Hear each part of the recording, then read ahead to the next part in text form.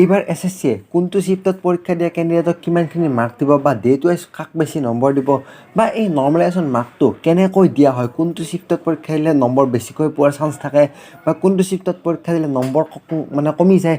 তো সেই নৰ্মেলাইজেশ্যনৰ যিটো কনচেপ্টটো সেই সম্পূৰ্ণ কনচেপ্টটো আজি আমি বুজিম যে নৰ্মেলাইজেশ্যন মাৰ্কটো আচলতে দিয়া কেনেকৈ। বহুতৰে মনত মিছামিছি কিছুমান ভুল ধাৰণা আছে। তো সেই সকলো ভুল ধাৰণা আজি আমি দূৰ কৰি নৰ্মেলাইজেশ্যনটো আচলতে মাৰ্কটো দিয়া কেনেকৈ হয়, তো আজি আমি তাৰে ওপৰত আলোচনা কৰিম। নমস্কাৰ, আশা কৰোঁ আপোনালোক সকলো ভালে আছে।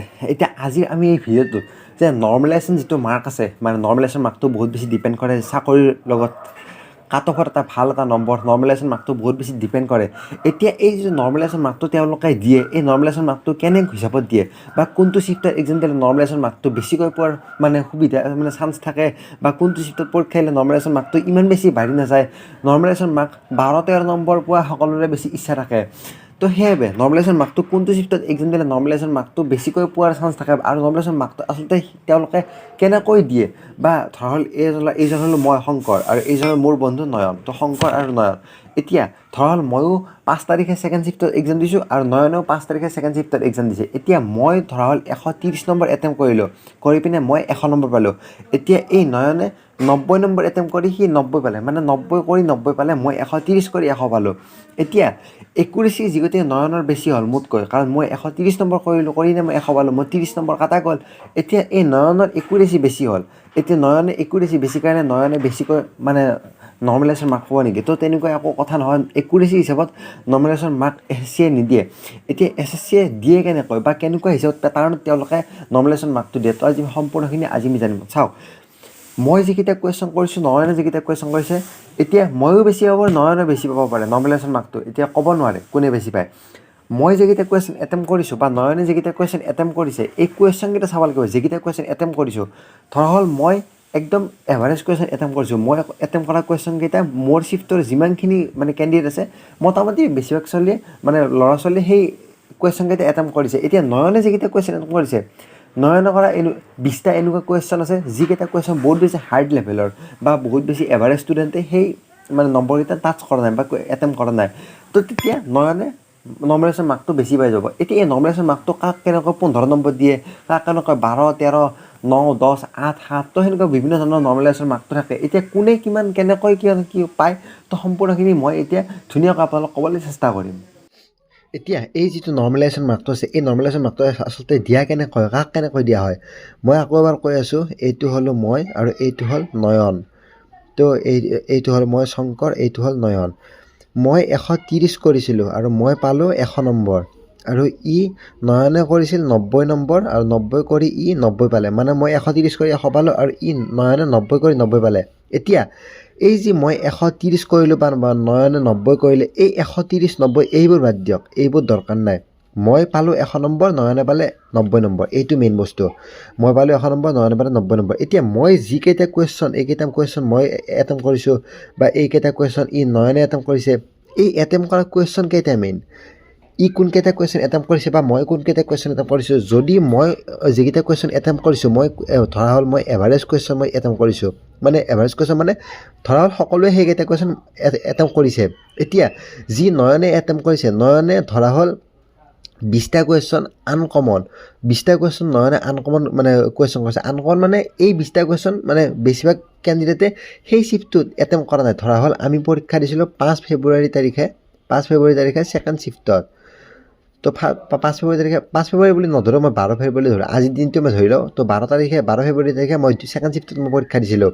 তো এতিয়া এই যে নয়নে এই 20টা কুৱেশ্যন কৰিলে, এই 20টা কুৱেশ্যন যি এভাৰেজ ষ্টুডেণ্টে এই 20টা কুৱেশ্যন কৰা নাই, তো সেইবাবে নয়নৰ নৰ্মেলাইজেশ্যনটো বেছি হ'ব। যিগতে এই একুৰেচি হিচাপত কোনো ধৰণৰ কথা নাই, একুৰেচি হিচাপত কোনো নৰ্মেলাইজেশ্যন মাৰ্ক নাহে। এতিয়া আকৌ এটা প্ৰশ্ন আহে যে এই ধৰা হ'ল 12 ফেব্ৰুৱাৰী আৰু এইটো হ'ল 13 ফেব্ৰুৱাৰী, কালিৰ পৰা যিটো ফাইনেল পৰীক্ষা আছে। তো এতিয়া এই 12 ফেব্ৰুৱাৰী আৰু 13 ফেব্ৰুৱাৰী, 12 ফেব্ৰুৱাৰী তাৰিখে ছেকেণ্ড শিফ্টৰ কথাটো কৈ আছোঁ। এইটো ছেকেণ্ড শিফ্টৰ কথাটো কৈছোঁ। 12 ফেব্ৰুৱাৰী তাৰিখে ধৰা হ'ল ছেকেণ্ড শিফ্টৰ এভাৰেজ নম্বৰ আহিল ধৰি লওঁ 90 নম্বৰ, আৰু 13 ফেব্ৰুৱাৰী তাৰিখে ছেকেণ্ড শিফ্টৰ এভাৰেজ নম্বৰ আহিল 80 নম্বৰ। তো ছেকেণ্ড শিফ্ট, থাৰ্ড শিফ্ট এইটো ধৰিব পাৰে যিকোনো হিচাপত। তো এই যে 90 নম্বৰ আহিল আৰু এই যে 80 নম্বৰ আহিল, ইয়াৰে এটা কি বুজায়, এই যে 80 নম্বৰ আহিল মানে এই পেপাৰখন অলপমান হাৰ্ড আহিল। এতিয়া আমাৰ HS মানে মেট্ৰিক পৰীক্ষা হায়াৰ ছেকেণ্ডেৰী পৰীক্ষাৰ দৰে এইবিলাক পৰীক্ষা নাই, এইবিলাক পৰীক্ষাত বিভিন্ন ধৰণৰ কুৱেশ্যন পেপাৰ আহে, বহুত কুৱেশ্যন পেপাৰ কাটে এইবোৰত। এতিয়া এই যে 80 নম্বৰ পালে মানে এই পেপাৰখন অলপমান মানে হাৰ্ড বুলি ধৰা হয় আৰু এই পেপাৰখন অলপমান ইজি বুলি ধৰা হয়। এতিয়া এনেকুৱা কথা নহয় যে এই 13 ফেব্ৰুৱাৰী তাৰিখে এক্সাম দিয়া সকলো কেণ্ডিডেটকে 10 নম্বৰ বঢ়াই দি কিনে 90 নম্বৰ কৰি দিব। এতিয়া এই যে মানে 80 নম্বৰ এভাৰেজ নম্বৰ, এই এভাৰেজ নম্বৰ মানে কি বুজি পাইছেনে? এভাৰেজ নম্বৰ মানে ধৰা হ'ল তিনিটা কেণ্ডিডেট, তো এটা কেণ্ডিডেটে পালে 70 নম্বৰ, এটা কেণ্ডিডেটে পালে 80 আৰু এটা কেণ্ডিডেটে পালে 90। এতিয়া এই তিনিটা কেণ্ডিডেটৰ মানে এভাৰেজ কুৱেশ্যন মানে এভাৰেজ নম্বৰটো কেনেকৈ ওলায়, এই তিনিটা প্লাছ কৰি কিনে আমি এই তিনিটা প্লাছ কৰিলে হ'ব 240 আৰু এই তিনিটা কেণ্ডিডেটৰ সেইবাবে 3ৰে ডিভাইড কৰিব লাগে আৰু ডিভাইড কৰিলে ওলাল 80। মানে এই তিনিটা কেণ্ডিডেটৰ এভাৰেজ নম্বৰ হ'ল 80। মানে সকলো কেণ্ডিডেটে 80 পোৱা নাই, কোনোবা কেণ্ডিডেটে হয়তো 80তকৈ বেছিও পাইছে, কোনোবা কেণ্ডিডেটে 80তকৈ কমো পাইছে, মানে এভাৰেজটো ধৰিছোঁ 80। এতিয়া 90ৰ লগতো ঠিক তেনেকুৱা, 80ৰ লগতো ঠিক তেনেকুৱা। এতিয়া যিকেইটা কুৱেশ্যন ধৰা হ'ল এই 80 কৰা কুৱেশ্যন কেইটা ধৰি লওক মানে টান আহিল। এতিয়া সেই টান অহা কুৱেশ্যন কেইটা ধৰি লওক এই 80 মানে 13 ফেব্ৰুৱাৰী তাৰিখে দিয়া পৰীক্ষা কেণ্ডিডেটে সেই টান কুৱেশ্যন কেইটা এটেম্প কৰিলে। এতিয়া সেই টান কুৱেশ্যন কেইটা এটেম্প কৰাৰ লগে লগে সেই ল'ৰাজনৰ নম্বৰটো মানে অলপমান বেছিকৈ বঢ়াৰ অলপ চান্স থাকে। এতিয়া এই 13 ফেব্ৰুৱাৰী তাৰিখে যিকেইটা কেণ্ডিডেটে পৰীক্ষা দিছিল এজ কম্পেয়াৰ টু 12 ফেব্ৰুৱাৰী তাৰিখ, 13 ফেব্ৰুৱাৰী তাৰিখৰ কেণ্ডিডেটকেইটাৰ মানে নৰ্মেলাইজেশ্যন মাৰ্কটো অকণমান বাঢ়িব যদি তেওঁলোকে কুৱেশ্যন যদি হাৰ্ড কুৱেশ্যন এটেম্প কৰিছে। যদি এভাৰেজ কুৱেশ্যন এটেম্প কৰিছে তেওঁলোক মানে নৰ্মেলাইজেশ্যনটো নাবাঢ়ে। এতিয়া এই যে নৰ্মেলাইজেশ্যন মাৰ্কটো, এই নৰ্মেলাইজেশ্যন মাৰ্কটো এটা কাৰণতে দিয়া হয় যিটো শ্বিফ্ট আছে, তো সেই শ্বিফ্টটো ধৰা কোনোবা এটা শ্বিফ্ট ধৰি লওক হাৰ্ড আহিল, কোনোবা এটা শ্বিফ্ট ধৰি লওক ইজি আহিল, কোনোবা এটা শ্বিফ্ট ধৰক মিডিয়াম আহিল।